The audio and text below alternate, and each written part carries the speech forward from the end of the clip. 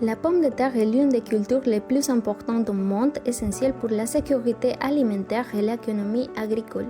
C'est dans ce contexte que s'encadrent les projets contribution à la gestion intégrée des intrants dans la culture des pommes de terre à l'aide des suivis spatio-temporels à haute résolution. La mission d'aujourd'hui consiste à acquérir des images multispectrales afin d'analyser le développement de la culture et de progresser vers une gestion agricole plus efficace et durable.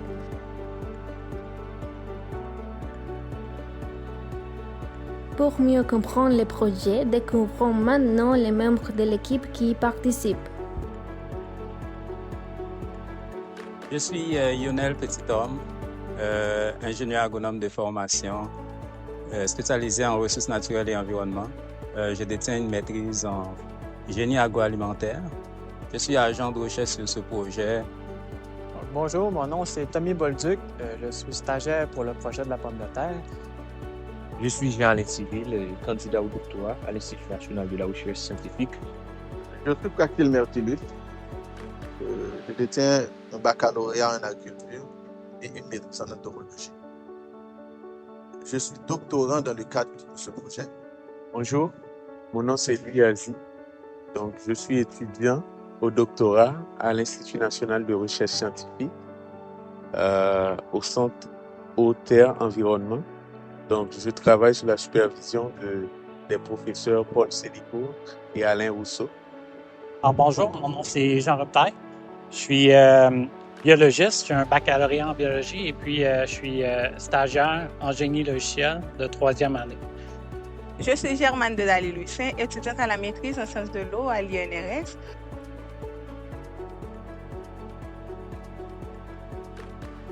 Quel est ton rôle dans le projet? Je travaille sur les impacts des changements climatiques sur l'incidence des ravageurs de culture de la pomme de terre au Québec et anticipation des coûts des opérations de phytoprotection. Je suis responsable de toute la logistique de ce projet, la coordination des activités de terrain, l'acquisition de données, l'acquisition de matériel nécessaire, traitement des données, rédaction de rapports et tant d'autres tâches.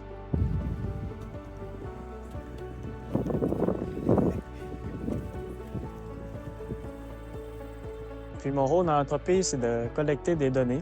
Notamment, je dois récolter des bâtonnets sur des capteurs de sport et puis envoyer par la poste ces bâtonnets-là qui seront analysés dans un laboratoire. Donc, ensuite de ça, je dois aussi récolter des données sur les parcelles qu'on étudie.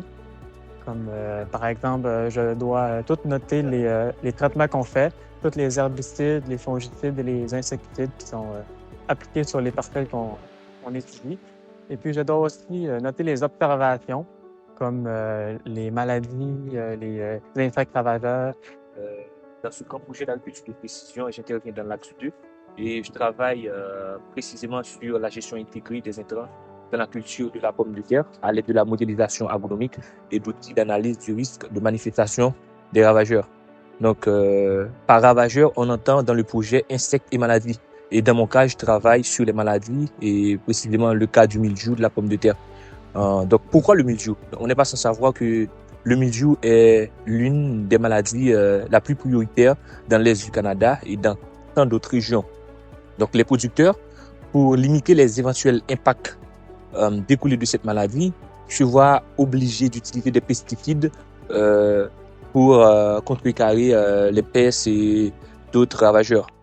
Donc, ces pratiques peuvent avoir des impacts néfastes sur l'environnement et la santé humaine avec des coûts de production croissants pour les producteurs.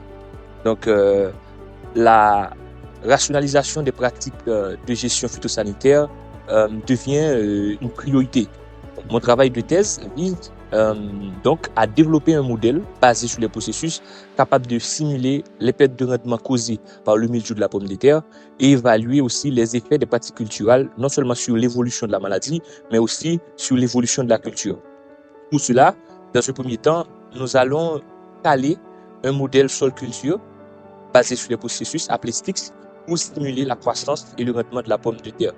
Donc, pour cette première partie, on fait chaque semaine des vols de drone pour notamment avoir des indices comme l'indice de végétation pour calculer le LAI et d'autres pour la biomasse.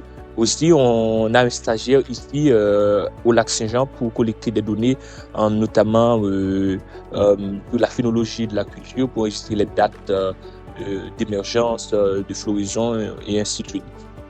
Et dans un deuxième temps, donc on va coupler un modèle prévisionnel de maladie appelé Mileos avec des capteurs de sport pour être en mesure de tenir compte de l'inoculum présent sur une parcelle qui sont en majeure partie ignorés dans les modèles prévisionnels de maladie. Donc, pour cette partie, on a des stations météo installées sur les sites d'études et des capteurs. Et avec notre stagiaire, il collecte les bâtonnets des capteurs de sport pour envoyer au laboratoire chaque 2 jours avec Phytodata. Et après le couplage du modèle prévisionnel de maladie avec les capteurs et notamment les simulations de la culture avec le modèle sol culture, en dernier lieu, on va coupler le modèle prévisionnel de maladie et le modèle de culture afin de simuler des scénarios de gestion intégrée du milieu de la pomme de terre. Donc, cette approche utilisée issue de la pensée systémique, notamment, se voit générique, utilisant des processus biologiques, physiques et physiologiques afin de tenir compte de l'ensemble des composants du système de la production.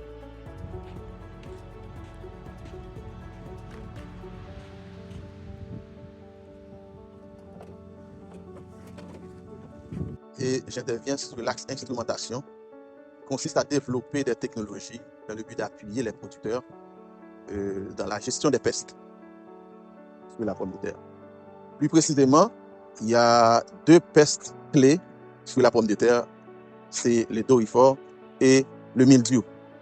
Pour le mildiou, ça ne pose pas de problème au niveau du lac Saint-Jean, mais pour les doryphores, c'est un peste jusqu'à présent qui est intraitable.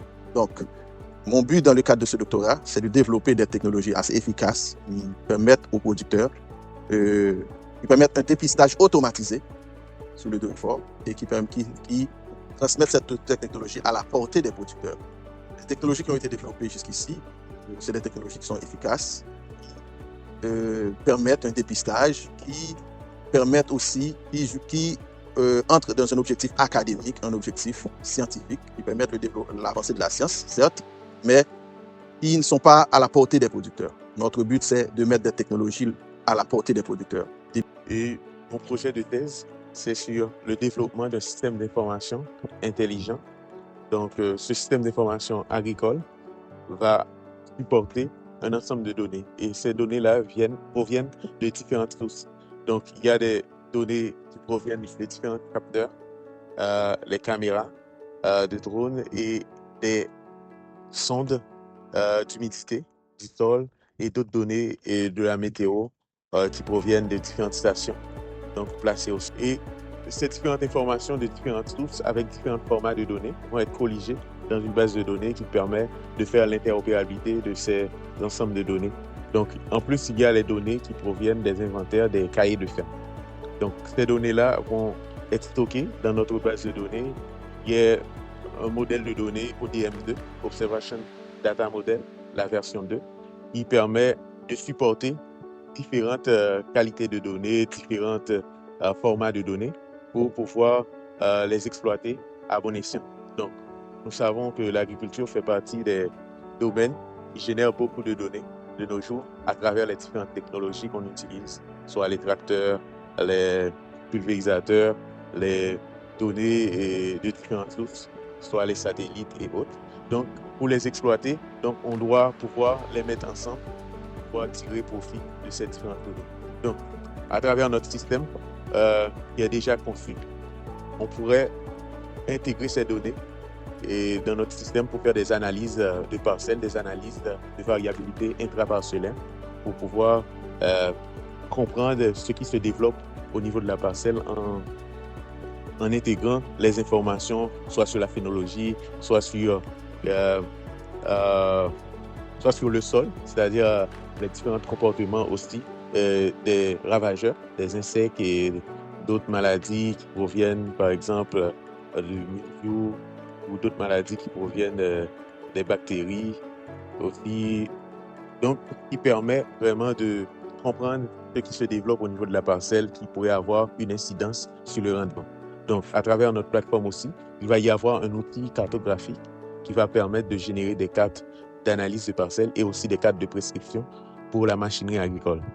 À partir des informations qu'on va intégrer et des modèles d'information développés par le doctorant au niveau de l'AX 2, Jean-Alain Civil, donc on va pouvoir générer des cartes de prescription pour donner les doses à appliquer et les produits importants aussi à appliquer pour pouvoir permettre à la culture de se développer normalement et pouvoir faire le suivi correctement des parcelles.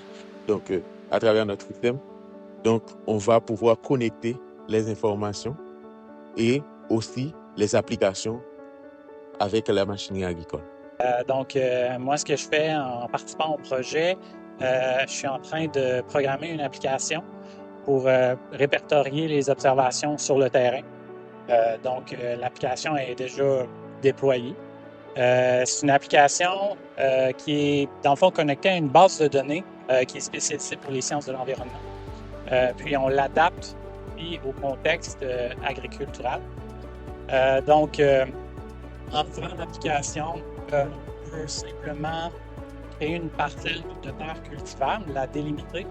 Puis, une fois que la parcelle est créée, on peut carrément aller dans le milieu du champ, utiliser son téléphone, prendre des photos de ce qu'on observe, puis automatiquement, ça va géolocaliser la photo.